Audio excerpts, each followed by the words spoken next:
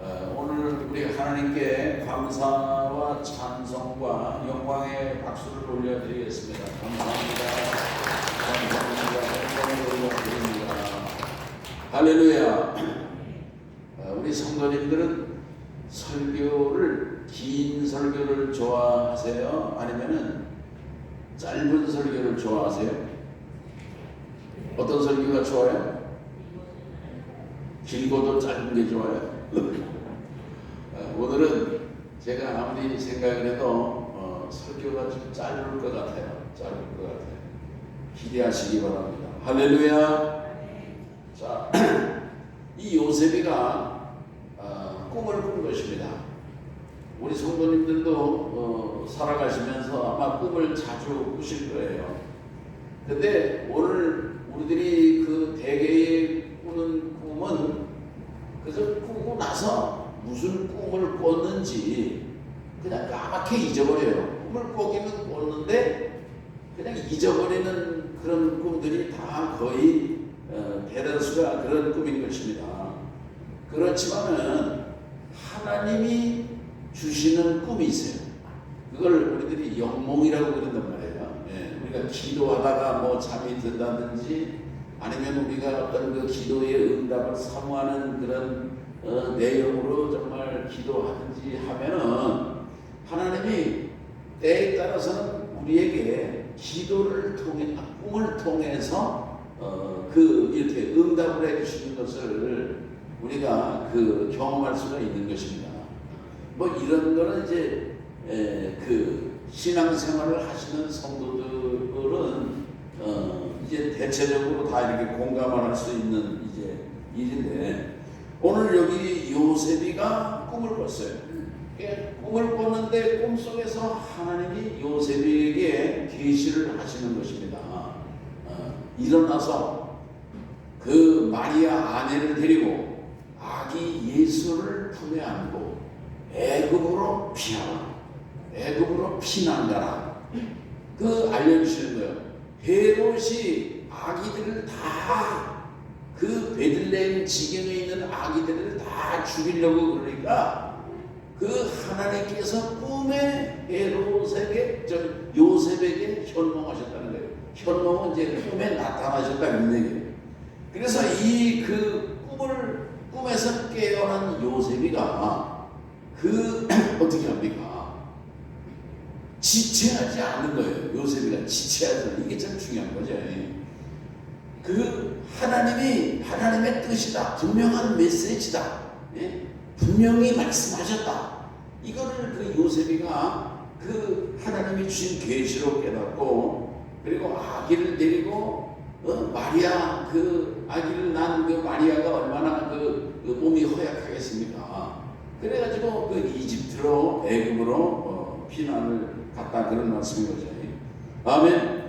그래가지고 여기 14절 15절에 보면은 요셉이 일어나 밤에 아기와 그의 어머니를 데리고 애굽으로 떠나가 헤롯이 죽기까지 거기 있었으니, 이는 주께서 선지자를 통하여 말씀하신 바 애굽으로부터 내 아들을 불렀다 함을 이루려 하십니다. 성경에 볼 것 같으면요, 호세아 11장 1절에 그런 말씀이 있어요. 이스라엘이 어렸을 때에 내가 사랑하여 내 아들을 애굽에서 불러냈거늘, 애굽에서 불러냈다, 그런 얘기예요. 이 호세아를 통해서 애굽에서 불러냈다고 하는 그런 말씀 속에는 두 가지의 이중적인 의미가 있는 것입니다. 하나는 뭐냐면요, 모세를 통해서 애굽에서 이스라엘 민족을 하셨다, 그런 얘기예요. 이스라엘 민족 장정만 60만, 그러니까 합치면 한 200만 되겠죠. 장정들이니까, 20살 이상 장정들이니까, 거기에 여자들, 어린 아이들 다 포함하면 200만, 300만 이상 되는 민족이 애굽에서 번영하고 번성해서 출애굽해서 가나안 땅으로 인도해 주셨다는 얘기예요. 그 다음에 또 하나는 뭐냐면 하나님의 아들인 아기 예수님을 애굽으로 피난 내려갔다가 하나님의 부르심을 받고 나사렛으로 다시 불러 올리신 그러한 사건을 예언하고 있다, 그런 말씀인 것입니다.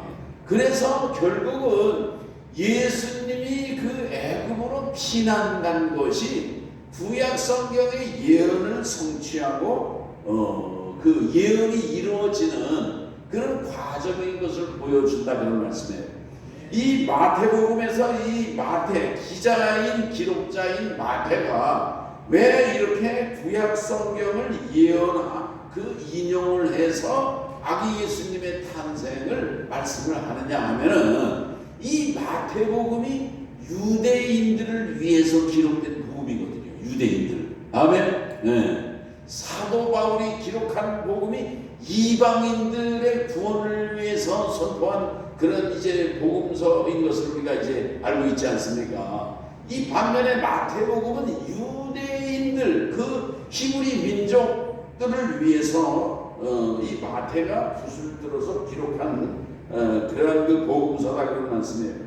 그래서 16절에 보면은요, 이에 헤롯이 박사들에게 속은 줄 알고 심히 노하여 사람을 보내어 베들레헴과 그 지경 안에 있는 산의 아이를 박사들에게 자세히 알아본 그때를 기준하여 2살부터 그 아래로 다 죽이니, 이에 선지자 예레미야를 통하여 말씀하신 바 라마에서 슬퍼하며 크게 통곡하는 소리가 들리니 라헬이 그 자식을 위하여 애곡하는 것이라. 그가 자식이 없으므로 위로받기를 거절하였도다 함이 다 이루어졌느니라. 아멘. 이 헤롯이 박사들에게 가서 아기 예수를 만나고 경배하면은 나에게도 와서 그 아기가 태어난 집이 어디인지 알려달라. 그런데 그 하나님은 꿈에 박사들에게 또 나타나셔서 헤롯에게로 가지 말라고 말씀하셨거든요. 그래서 이 동방 박사들도 헤롯에게 가지 않고 다른 길로 갔다, 그런 얘기예요. 아멘. 오늘 예수님을 만난 인생들은요, 다른 길을 걸어가는 복된 길을 가게 되는 줄로 믿는 것입니다. 아멘. 예, 박사들이 그냥 옛날처럼 헤롯 왕궁에 찾아갔다가 또 거기나 가고 그러는 게 아니라 예수님을 만난 이후에 박사들은 다른 길로 갔어요. 그래서 이 헤롯은 자기가 속은 줄 알았다, 그래요. 그래가지고 2살 이하의 아기들, 베들레헴 지역에 사는 아기들을 다 죽였다, 이제 그런 말씀인 것입니다. 이 베들레헴이라고 하는 곳이 어떤 곳이냐 하면은 이를테면은 이제 야곱의 부인인 라헬이거든요. 야곱이가 사랑한 그 야곱의 부인이 4명인데 4명 중에 라헬이를 제일 사랑했어요. 근데 라헬이가 11번째 요셉을 낳고 그 다음에 요셉이 동생 12번째 베냐민을 낳거든요. 근데 베냐민을 낳아놓고 라헬이가 죽어요. 라헬이가 말이죠. 요즘 같으면 안 죽겠지만 옛날에는 아기 낳고 죽는 사례들이 많았거든요. 우리 어머니도 내 동생을 사산하고 죽으셨어요. 사산하고 그냥 중독 말이죠. 상으로 중독이죠. 막 몸이 얼마나 뚱뚱하게 둬가지고 우리 어머니가 내가 7살에 돌아가 있어요. 아기 낳고. 요즘은 중년들이 없겠지만은.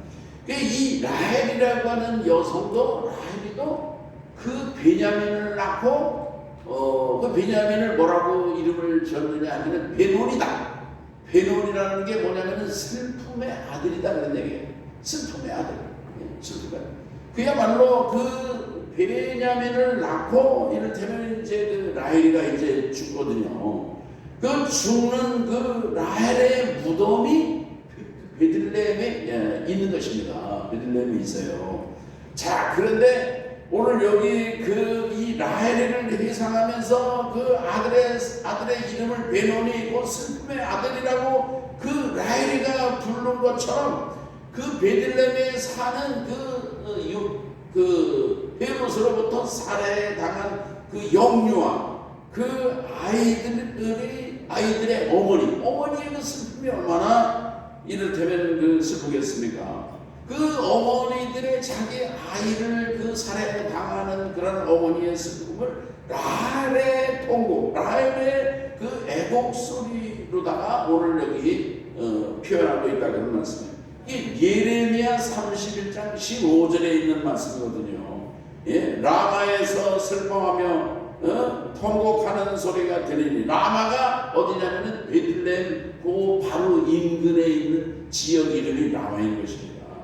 라헬이 그 자식 때문에 애곡하는 것이라. 그가 자식이 없어져서 위로받기를 거절하였도다. 이렇게 라헬의 슬픔으로 그 베들레헴 지역의 라마 그쪽의 지역의 아이들이 죽임 당했는데, 이 학자들의 그 견해에 따르면은 그 당시 헤롯으로부터 살해당한 영유아가 한 30명 가량의 어린 영유아가 살해당했다고 하는 그런 그 객관적인 그 학자들의 견해가 있다 그런 말씀인 거예요. 아멘. 오늘 그래 사람들이 또 그런 얘기를 합니다. 왜 베들레헴 지역의 아이들이 그렇게 죽임을 당했을까? 하나님은 왜 그렇게 죽게 내버려 뒀을까? 거기에 대해서 어떤 학자들은 무슨 얘기를 하느냐면은, 베들레헴에 사는 주민들이 그렇게 슬픔을 당한 이유는 하나님의 아들이신 아기 예수님의 탄생 소식을 기이하게 여길 뿐, 신기하게 여겼다, 이상하게 여기고 놀라운 일이네, 뭐 그렇게만 생각을 하고 이를테면 가서 기뻐하며 경배하지 않았기 때문에 그래서 그런 슬픔을 당했을 것이다, 그렇게 얘기하는 사람들이 있는데, 어쨌든 간에 그 베들레헴 지역의 영유아들이 그렇게 헤롯으로부터 학살을 당한 것도 뭐 주권자 대신 하나님이 허락하셨기 때문이다, 그렇게 받아들일 수밖에 없는 거예요. 지금 그 이스라엘과 하마스 간의 그 전쟁으로 뭐 10,000명이나 되는 그런 사람들이 죽었다고 그러잖아요. 그 중에 뭐 4,000명 어린 아이들이 이제 죽었다고 그러는데, 어쨌든 뭐 이런 그 전쟁의 이런 비극이라든지 이런 것도 다 그저 하나님의 그저 허락 주권자, 하나님이 주권자이시니까, 역사의 주권자이시고 섭리자이시니까 그래서 하나님이 다 허락하신 일이다 그렇게 우리가 믿음으로 받아들일 수밖에 없는 거 아니겠습니까? 뭐 이렇게 내버려 두시는 게 다 하나님이 불의하시다 그렇게 우리가 항거할 수 없잖아요. 아멘. 오늘 우리들은 어쨌든 하나님은 범죄한 인생들은 심판하시고 멸하시는 하나님이라고 하는 것을 우리가 분명히 기억해야 될 것이고, 우리가 그 이스라엘 백성들이 가나안 땅에 들어갈 때 보면은요, 하나님이 가나안 땅에 있는 7 부족들, 7 잡족들이라고 그러죠. 7 부족들을 진멸하라고 했거든요. 진멸하라는 게 무슨 말씀인지 아십니까? 다 죽이라는 거예요. 다 죽이라는 거예요. 애들은 남겨둬라, 그런 게 아니에요. 다 죽이라는 거예요. 아말렉 사울 왕에게도 아말렉 족속을 다 진멸하라 했어요. 다 진멸하라. 심지어는 짐승들까지도 다 진멸하라는 거예요. 그러니까 보면 하나님 너무 잔인하시다, 우리가 그렇게 그 의구심을 가질 수도 있잖아요. 아니 사랑이 많으시고 자비로우신 하나님이 왜 싹 죽이라고? 다 죽이라고? 어린애들도 태어난 지 얼마 안 돼가지고 죄진 것도 없는데 이렇게 그 반항하는 그런 사람들도 이성적으로나 합리적으로나 말도 안 돼 이래가지고 그런 사람들도 있을 것입니다. 많이 있을 거예요. 그러나 분명한 사실은 하나님을 우리가 악하다, 하나님을 불의하다 우리가 할 수는 없잖아요. 아멘. 오늘 우리들은 그저 무슨 일을 만나든지 오늘 우리들은 하나님의 선하심을 고백해야 될 것이고, 하나님의 자비하심 앞에 감사와 찬송을 드리고 또 감사하고 더 감사하고 범사에 감사하고 항상 감사하고 쉬지 말고 감사하는 성도로 살아가야 될 줄로 믿는 것입니다. 분명한 사실은 믿고 순종하는 사람들에게 하나님은 한량없는 은혜와 은총과 축복을 내리시지만, 그러나 불순종하고 거역하는 백성들에게는 하나님은 심판하시는 하나님이시고, 그리고 영원한 그 불못에 넣으시는 그런 하나님이신 것을 분명히 성경은 말씀하고 있는 것입니다. 그래서 심판날에 예수 믿는 사람은 영원한 영광에 들어가게 되는 반면에, 그러나 예수님을 믿지 않고 고역하는 사람들은 불과 유황불로 타는 불못에 던져진다고 말씀하는 것입니다. 그래서 마태복음 25장 46절에 가면은 믿지 않는 사람은 그 영원한 멸망에 영벌에 처해지는 것을 말씀하고 있다, 그런 말씀이에요.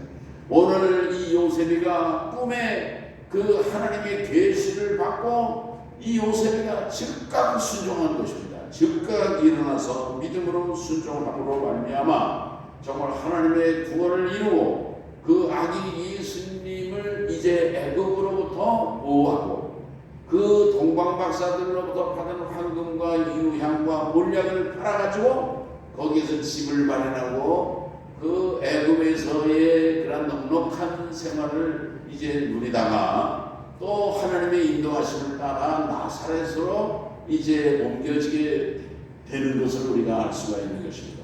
오늘 우리의 삶 속에 요셉이처럼 또 마리아처럼 하나님의 뜻에는 즉각 순종하고 믿음으로 나아가는 우리 성도님들 되시기를 주의 이름으로 축원합니다. 하나님 아버지 감사합니다. 아기 예수님이 이제 탄생하셨을 때 악한 헤롯은 그 이제 아기 예수님을 이제 죽이려고 하였지만, 그러나 하나님께서는 그 요셉과 마리아의 믿음과 순종을 통해서 그 아기 예수님을 보호하고 지키신 줄로 믿습니다. 오늘 우리의 삶 속에도 주님의 뜻에는 정말 주님의 부르심에 택하심을 받은 우리의 성도들은 정말 믿음과 순종으로 주님의 뜻에 복종하며 나가는 복된 교회와 성도가 되게 하여 주시옵소서. 예수님의 이름으로 기도합니다. 아멘.